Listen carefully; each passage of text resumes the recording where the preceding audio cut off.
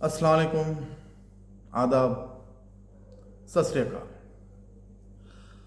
दोस्तों, मैं अयूब अयूबी आम मीडिया की जानिब से आपकी खिदमत में फिर हाजिर हुआ हूँ। दोस्तों, हम आपके सामने ईरान, इजराइल, अमेरिका, इसका वार और उसका मंजरनामा आपके सामने हम पेश कर रहे हैं और पसे मंजर जो चीज़ें चल रही है वो भी आपके सामने हम रखने की कोशिश करते हैं। दोस्तों, हमें बेहद खुशी है कि आप हमारे इन एपिसोड्स को आप देख रहे हैं। हम कोई न्यूज़ नहीं दे रहे दोस्तों, या हम कोई न्यूज़ रीडर नहीं है। हम आपके सामने एक तज्जिया लेकर आए हुए, एक एनालिसिस लेकर आ रहे हैं कि ये जो जंग चल रही है एक्चुअली उसके पीछे क्या चल रहा है और उसका पस मंजर क्या है। दोस्तों, जैसे कि आप जानते हैं कि ये जंग आज और इस वक्त अभी तकरीबन 6 हफ्तों से आगे बढ़ने को जा रही है और दिन ब दिन इस जंग की हालत बद से बदतर होते जा रही है। दिन ब दिन ईरान के हमले बहुत पुरजोर तरीके से इजराइल और सारे अरब ममालिक को निशाना बना रहे हैं। दोस्तों, ये क्यों है?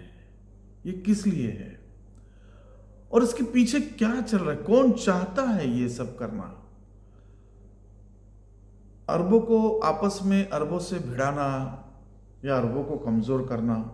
मैं पिछले कई एपिसोड से मैं ये बात कर रहा हूं दोस्तों, और हमारा ये तजिया है, हमारा एनालिसिस है कि इससे अमेरिका को तो कोई नुकसान नहीं हो रहा है, खास तौर से जानी, और जो कहते हैं कि जानी नुकसान। हाँ, फाइनेंशियल क्रंच बहुत है, फाइनेंशियल नुकसान उसको बहुत हो रहा है, लेकिन वो तो क्या भरपाई कर रहेगा? किन से करेगा? किन से करेगा दोस्तों, आप बताइए। वो तो कह रहा है कि हम इन अरब ममालिक से इसका हर्जाना ले लेंगे। ईरान को तो कोई फर्क ही नहीं पड़ता दोस्तों, क्योंकि वो वैसे ही वो पहले से इकोनॉमिकल क्रंच में है, लेकिन फिर भी आज इस पोजीशन में रह के वो अपना जवाब दे रहा है इनकी जंगों का, इनके सवालात का, और इनके जो भी हमले होते हैं उसका सटीक जवाब दे रहा है वो। तो दोस्तों, अब ये जंग जो है वो एक खित्ते से बढ़कर आगे को बढ़ रही है। मतलब एक रीजनल वॉर तो हो ही रहा है, लेकिन ऐसा लगता है कि ये अब आगे बढ़ रहा है। डोनाल्ड ट्रंप के कई वादे, कई उनके जो एग्रीमेंट्स थे या कई उनकी बातें थी, 48 आवर्स, फिर 5 दिन, फिर 10 दिन, अब ये मियाद भी ख़त्म होने को आई है दोस्तों, और फिर भी ऐसा लगता है कि अमेरिका यहाँ पर कहीं तो भी फंसा हुआ है। और उसके साथ साथ लेकिन जो मुश्किलात है दोस्तों, वो मुश्किलात सारे एशिया को और सारे जो ग्लोबल एनर्जी है उस पर उसके असरात हो रहे हैं, और उसकी वजह से जो ये पेट्रोल और ऑयल का जो प्राइस बढ़ते जा रही है, और मुमकिन है कि ये और अगर खिंची या और अगर चलता रहा तो बहुत बड़े क्राइसिस से दुनिया गुजरने वाली है। ये समझ में आ रही है बात।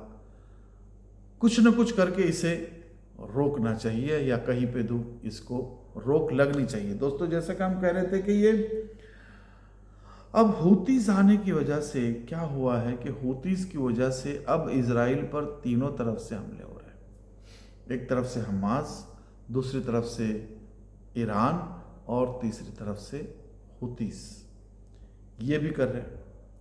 मैंने जैसे कहा था दोस्तों, हूतीज के आने का एक स्ट्रेटेजिक ये रणनीति थी, स्ट्रेटेजिक ये मूव था ईरान का कि उसको कब उतारना है। और अगर हॉर्मोज का ये मुद्दा अगर सॉल्व नहीं होता है या ईरान की शर्तें कबूल नहीं होती है, तो मुमकिन है कि बाबुल मंदब भी बंद हो जाए, बाबुल मंदब पे भी हूतीज कब्जा कर ले। ये बहुत मुमकिन है। और उसके बाद फिर क्या होगा दोस्तों? तो कहने का मतलब ये दोस्तों कि अब अरब के हुक्मरान, अरब ममालिक के हुक्मरान ये सोचने पर मजबूर हो गए कि हमें क्या करना चाहिए, हमारी सेफ्टी, हमारी सिक्योरिटी के बारे में हमें क्या करना चाहिए। क्योंकि ये बात तो साबित हो चुकी है दोस्तों कि अमेरिका इनकी सिक्योरिटी नहीं कर रहा है या इन्हें सिक्योरिटी दे नहीं रहा है। जो भी इनके जो इंटरसेप्टर्स है जो ख़त्म हो रहे हैं, जो कि इनको अपने आप को बचाने के लिए इंटरसेप्टर्स रखना चाहिए था, जो कि उसने अमेरिका से ख़रीदे थे। लेकिन अब ये किसके लिए, उनके अमेरिकन बेस को बचाने के लिए ये इंटरसेप्टर्स यूज़ हो रहे हैं। मतलब पैसा तो जा रहा है अरबों का, नुकसान तो हो रहा है। और सेफ्टी और सिक्योरिटी के बारे में ये जो सवालात उठ रहे हैं दुनिया भर में, उसकी वजह बेहद बेहद माने खैज है दोस्तों। माने खैज का मतलब ये है कि इसमें अब लोग या जो इन्वेस्टर्स है ये सोचने पर मजबूर हो जाएंगे, ख़ास तौर से इमारात्स, यूएई, जिसको इनकी बहुत ज़रूरत है, जिसकी वजह से ये यूएई एक नाम हुआ है।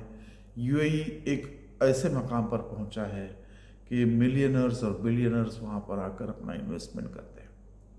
लेकिन अगर अब भी कुछ सोच के इन्होंने अगर ये बंद नहीं किया, या इन मुल्कों ने सोचकर कुछ इस तरह से कुछ प्रोग्राम या इस तरह से कुछ मीटिंग या इस तरह से बातचीत ईरान के साथ करके अपने मसले जो है उन मसाइल को उन्होंने हल करना चाहिए आपस में मिलकर। जैसा कि ईरान कह रहा है, बार बार कह रहा है कि हमारे जो मसाइल हैं, हमारे जो इंटरनल चीज़ें हैं उसको हम संभाल लेते हैं, हमें इसराइल और अमेरिका की ज़रूरत नहीं है।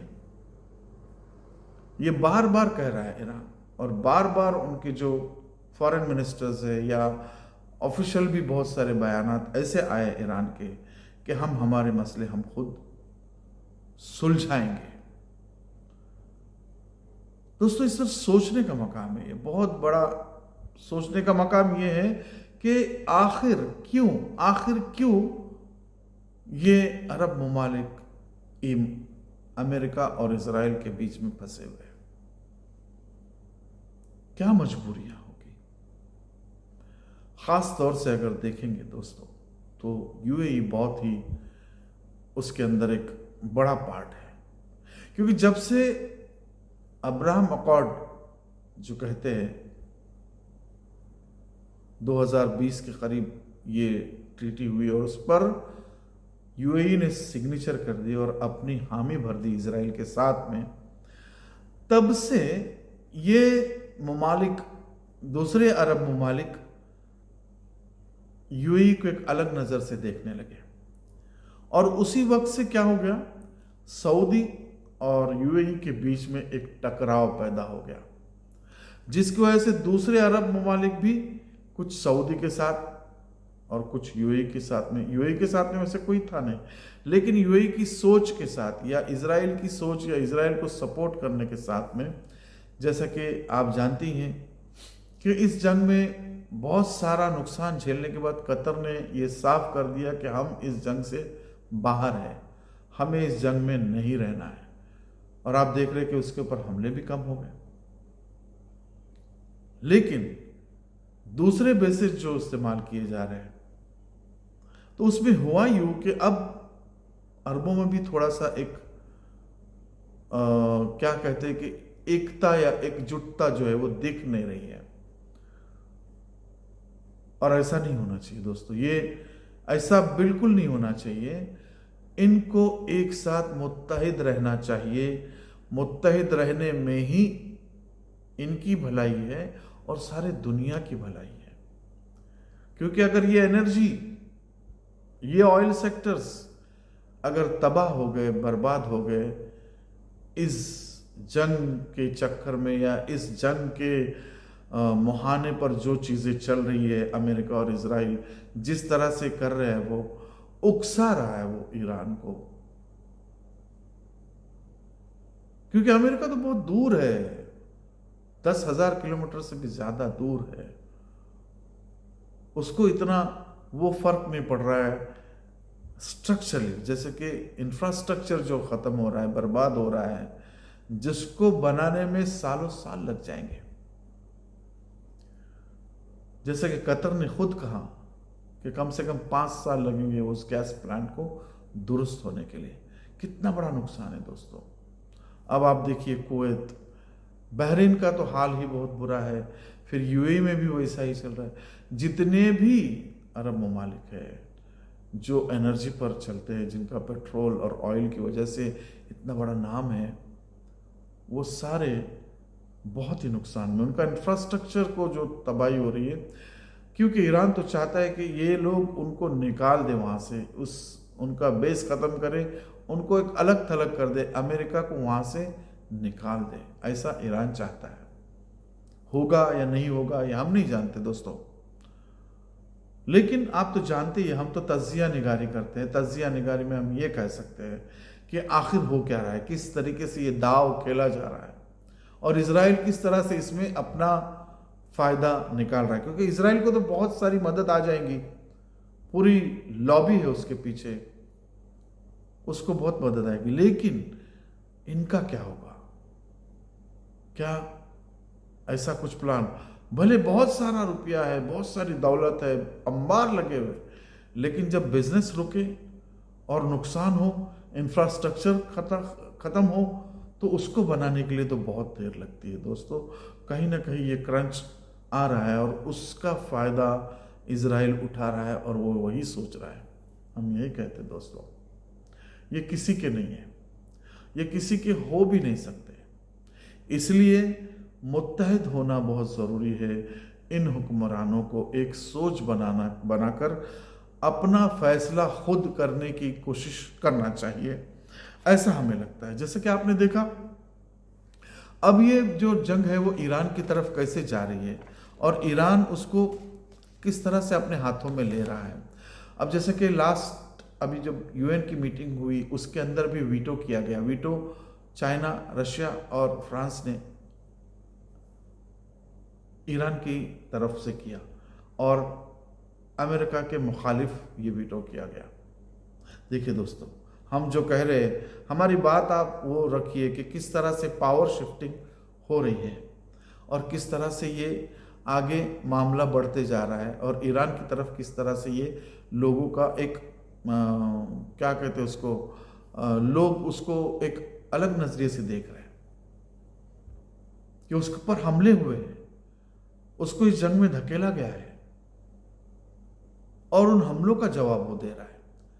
ऐसी बातें अब दुनिया में हो रही है और चाइना और रशिया जो है साथ साथ में ईरान का जो पक्ष है वो बराबर रख रहा है और उनके मिनिस्टर्स भी आपस में इस तरह से बात कर रहे हैं। तो ये जो वर्ल्ड ऑर्डर चेंज होने का जो मौका या अब आ रहा है, या तो ये होगा या बहुत बड़ी जंग होके ये बहुत बड़ी तबाही में तब्दील भी हो सकता है। बहुत ही बारीक धार है दोस्तों, बहुत ही बारीक। हम आपको ये सवाल फिर दे रहे हैं और आप सोचिए दोस्तों, जो हमारे ख्यालात हैं हम जो आपको सामने रख रहे हैं, आपको कैसे लग रहे हैं, आपको वीडियो कैसा चाहिए। मेरी गुजारिश वही है कि आप इसको लाइक करें, शेयर करें और सब्सक्राइब करें। आपकी मदद की और आपकी हिम्मत की बहुत ज़रूरत है। अब मैं विदा लेता हूँ अयूब अल अयूबी आपसे। अस्सलामु अलैकुम वरहमतुल्लाहि वबरकातुहू।